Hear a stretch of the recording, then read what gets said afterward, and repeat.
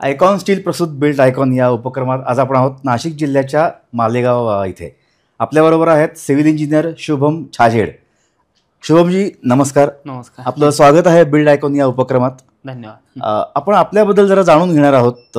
आपली माहिती, आपण कुठल्या शाळेमध्ये होता, कोणत्या कॉलेजमध्ये होता आणि सिव्हिल इंजिनियर या क्षेत्रामध्ये येण्यासाठी आपली प्रेरणा काय होती? ॲक्च्युली माझं एज्युकेशन सिंहगड कोंडवा कॅम्पसमधून झालं पुण्याला.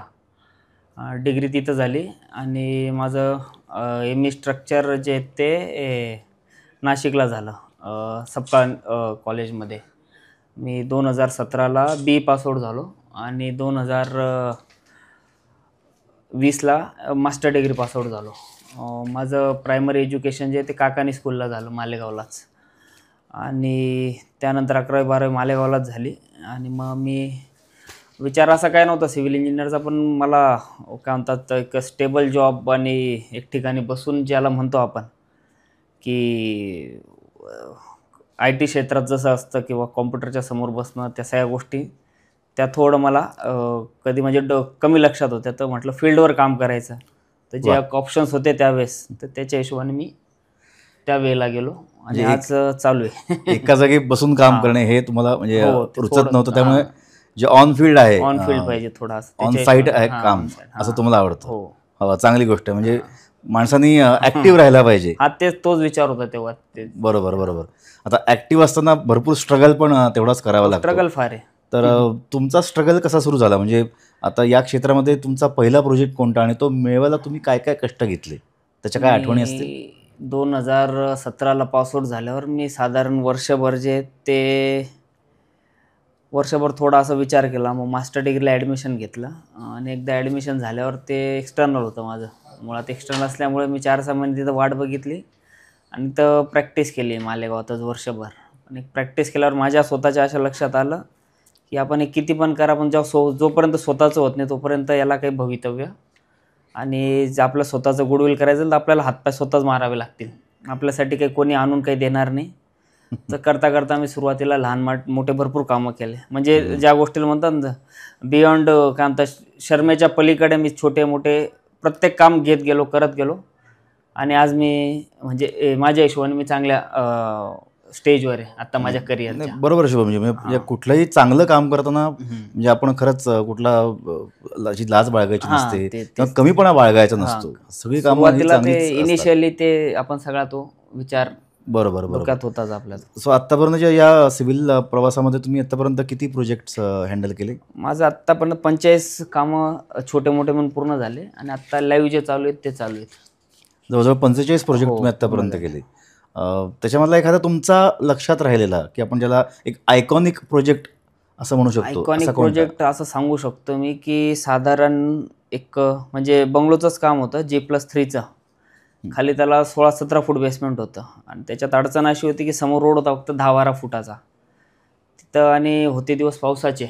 मुळात जून-जुलैचे दिवस होते आणि त्यामध्ये आम्ही साधारण 1 ते सव्वा महिना डबल JCB चालवलं, एक खाली एक वरती. आणि प्रचंड सॅच्युरेटेड एरिया ज्याला म्हणतो ना की आजूबाजूला बिलकुल काही मार्जिन नव्हतं काम करायला, मटेरियल टाकायला. आम्ही त्या स्टेज म्हणजे आज एक 1.5 वर्षात आम्ही पूर्ण ती बिल्डिंग फायनल केली. म्हणजे भरपूर स्ट्रगल आजूबाजूवाल्यांचं म्हणा.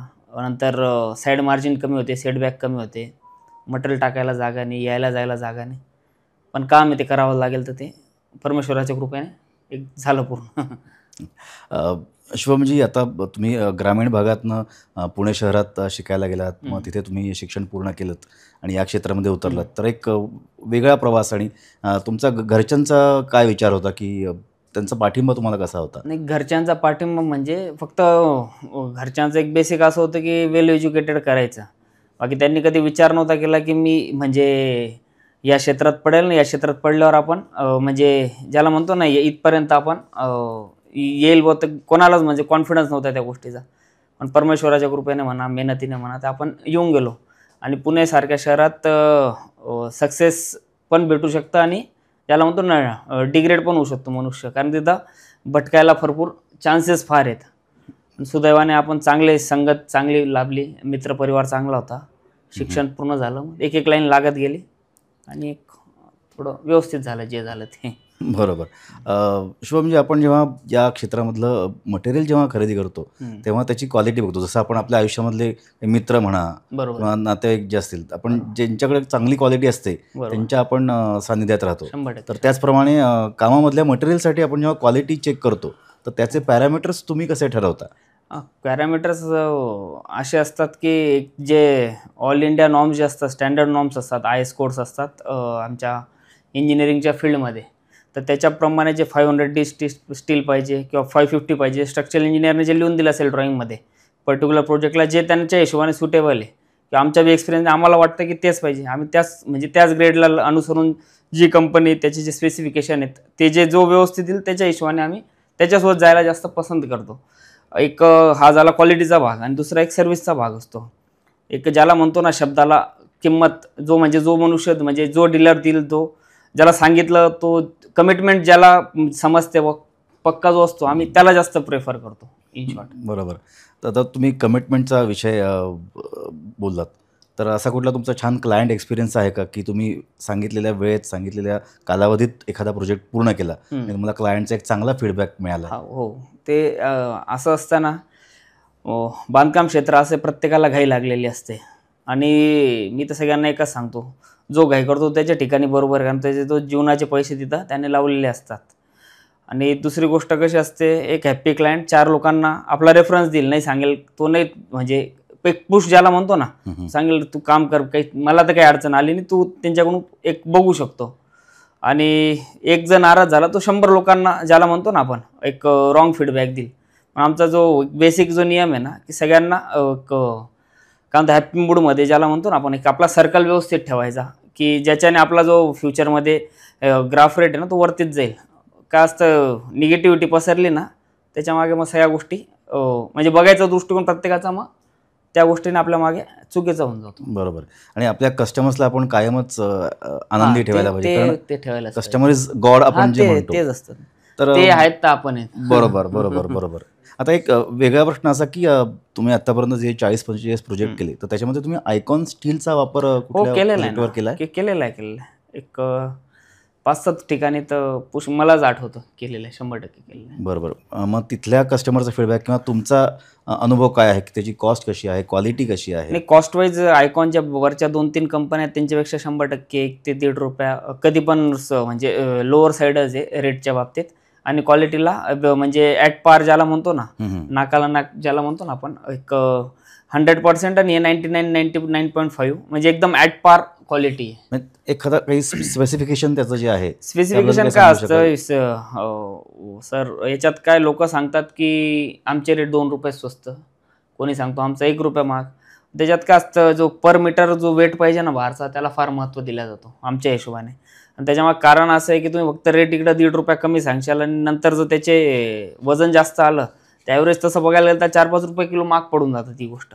आणि प्रत्येकाला ज्याला समजते ना तो बरोबर मग त्याच 1-2-4 ज्या कंपन्या आहेत, जसं आयकॉन झालं, तर त्याच्या मागे ते बरोबर लक्ष देऊन असतात की नाही ही कंपनी प्रॉपर आहे, जेन्युअन आहे. त्याच्या हिशोबाने ते आम्ही तर सगळ्यांना सजेस्ट करतो की तुम्ही आयकॉन म्हणजे एक भले नका घेऊ पण रेट घ्या, त्याचं काय स्पेसिफिकेशन ते वाचून घ्या. बरोबर. आणि आमचा म्हणजे प्रेफरन्स असतो की तुम्ही घ्यायला पाहिजे आयकॉन स्टील. असं शुभमजी, हा झाला कॉस्टबद्दलचा भाग. पण मग त्यांच्या सर्व्हिस लेवलबद्दल किंवा त्यांचा ओव्हरऑल मार्केटमधलं व्हॅल्यूबद्दल तुमचे काय अनुभव आहेत? नाही, सर्व्हिसला आयकॉन स्टीलचे मनुष्य जे असतात, जे फील्डवर ज्याला म्हणतो ना, तर ते कायम कधी फोन लावला तर 2nd डे 3rd डे ते म्हणजे सर्व्हिस चांगली आहे.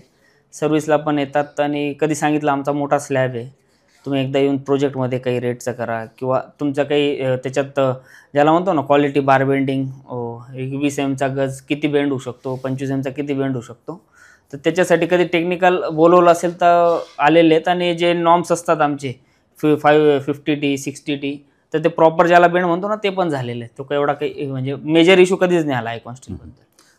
शुभमजी, आत्ताचं हे जे युग आहे हे डिजिटल युग आहे असं हो, आपण म्हणतो. 100%. तर त्याच्यामध्ये तुम्ही डिजिटल प्रणालीचा वापर तुमच्या साईटवर कधी केला आहे का? किंवा आता तुमचं एक व्हिजन काय असू शकतं, की एक नवोदित सिव्हिल इंजिनियर 5-6 वर्षांचा तुमचा अनुभव आहे, अजून बराच टप्पा तुम्हाला गाठायचा आहे, बरोबर. तर तुम्ही कसं पाहता या क्षेत्राकडे आणि अजून काय काय याच्यामध्ये बदल किंवा तुमचं व्हिजन काय? या क्षेत्रात सर्वात बेसिक ज्याला पण जायचं असेल ना, एक ऑनेस्टी ज्याला म्हणतो ना आपण, ते सर्वात बेसिक रूल आहे. तुम्ही स्वतःच्या कामाबद्दल जितकं प्रामाणिक राहशाल, क्लायंटला म्हणजे समोरच्याचा फोन आला, तुम्ही जेवढं प्रॉपर ॲन्सर देशाल, जी सत्यता आहे ती जी मांडशाल, खोटं बोलून तो एक दिवस खुश होईल, पण ज्याला समजतो तो लगेच सेकंड डे लगेच ओळखून गेल की यार काहीतरी इथं गडबड आहे. ऑनेस्टी ठेवा, कामावर प्रॉपर लक्ष द्या, फक्त काम घेण्यासाठी नका घेऊ. तर ते पूर्ण, आणि त्याला ज्याला न्याय म्हणतो ना, न्याय दिला गेला तर ते जास्त बेटर राहतं. नाही तर मग कामं करायचे, फोन नाही उचलायचे आणि लक्ष नाही द्यायचं, त्याच्यामागे आपलं पण नाव खराब होतं, समोरचा नाराज होतो. त्या सगळ्या गोष्टी टाळायला पाहिजे.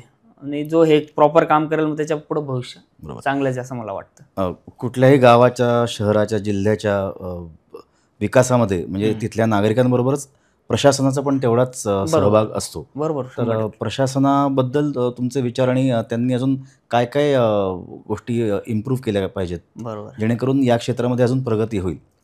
आता मालेगाव लेवलला बोलायचं झालं ना, तर मागच्या एक 4-5 वर्षापासून जे इन्फ्रास्ट्रक्चर आहे मालेगावचं, पर्टिक्युलर रोड्स असतील, अंडरग्राऊंड ड्रेनेज असेल, स्ट्रीट लाईट्स असतील, त्यांचं प्रचंड प्रमाणात काम चालू आहे. आणि फक्त एकाच भागेत नाही, मालेगावच्या 4ही भागेत चालू आहे. फक्त अडचण काय आहे, ॲट ए टाईम काम चालू असल्यामुळे नागरिकांना त्रास होतो, ते 100% त्या गोष्टीला आपण पण ॲग्री करतो. पण एक पुढचे 4-5 वर्ष जर बघितले ना, तर मालेगाव लेवलला प्रशासन जे काम करतं आहे, असं नाही 100% सगळं क्लिअर आहे, पण जे काम करतं आहे ते 4-5 वर्षात रिफ्लेक्ट होईल असं मला वाटतं. पर्टिक्युलरली आत्ता जर भले वाटत असेल की फार त्रास आहे, कॉर्पोरेशनचं लक्ष नाही, स्थानिक लीडर्सचं लक्ष नाही, तसं काही नाही. पण येत्या 4-5 वर्षात ते काही ना काही लहान मोठ्या प्रमाणात रिफ्लेक्ट होईल आणि प्रगतीच दिसेल मालेगाव लेवलला. बरं, शुभमजी, आता जातात एक प्रश्न असा की आता तुम्ही एक नवीन सिव्हिल इंजिनियर आहात, तर तुमच्यासारखे अनेक तरुण या क्षेत्रामध्ये उतरलेले आहेत, नवीन नवीन कल्पना घेऊन. तर तुम्ही त्यांच्यासाठी एक मित्र म्हणून काय संदेश देऊ शकाल की एक सिव्हिल असोसिएशन म्हणून आपण काय काम करू शकतो एकत्र येऊन, असा काही एक विचार मांडू शकता या प्लॅटफॉर्मवर?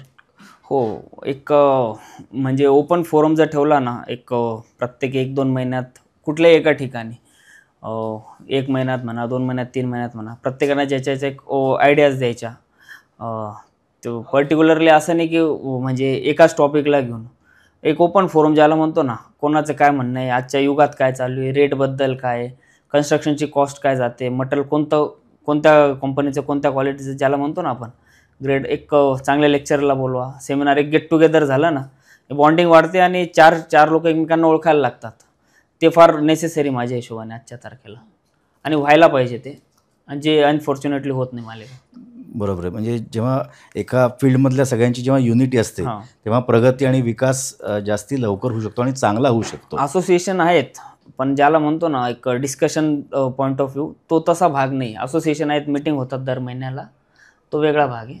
पण मग एक ज्याला म्हणतो ना ओपन डिस्कशनचा पार्ट थोडा कमी आहे. ओके, तर हे होते शुभमजी छाजेड, जे एक सिव्हिल इंजिनियर आहेत, तरुण रक्ताचे, आणि त्यांनी खूप छान विचार मांडला की एक ओपन फोरम असावं जेणेकरून या क्षेत्रातली लोक एकत्र यावेत, काही डिस्कशन्स व्हावं त्यांच्यामध्ये आणि नवीन विचार सगळ्यांना मिळावेत. तर अनेक धन्यवाद शुभमजी, तुम्ही या प्लॅटफॉर्मवर आलात. आयकॉन स्टीलकडून तुम्हाला पुढील प्रवासासाठी अनेक शुभेच्छा. धन्यवाद. धन्यवाद.